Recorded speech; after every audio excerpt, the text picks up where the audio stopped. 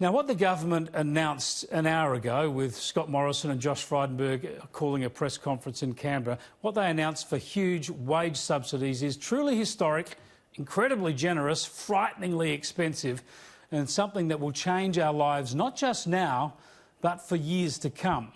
First, in the here and now, put simply, if your job is under threat or you've just lost your job, the government will now pay your employer $750 a week to keep you in a job.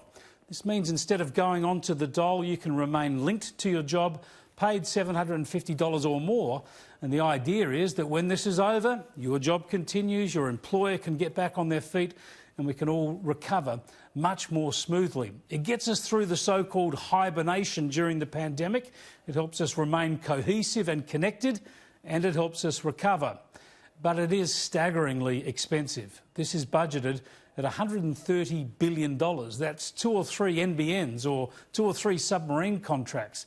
We've almost doubled our welfare bill in a year. In fact, with the previous measures, we have. Now is the time to dig deep. We are living in unprecedented times. With the twin battles that we face and that we fight against a virus and against the economic ruin that it can threaten. This calls for unprecedented action. Governments making decisions like they never have before. Let's hope this works. These are extraordinary times. We now have the hand of government underwriting millions of private sector jobs. This is big government on steroids for months to come. But it's also about looking out for each other. We want our fellow Australians to get through this.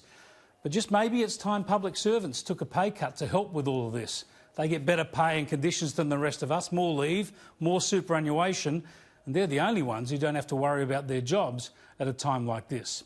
Remember, we'll be paying for this for many years, perhaps decades to come, in higher taxes and lower expectations. That's fine, if that's the price we have to pay to help each other out, but we just shouldn't be thinking that we're going to shrug this off economically in a hurry.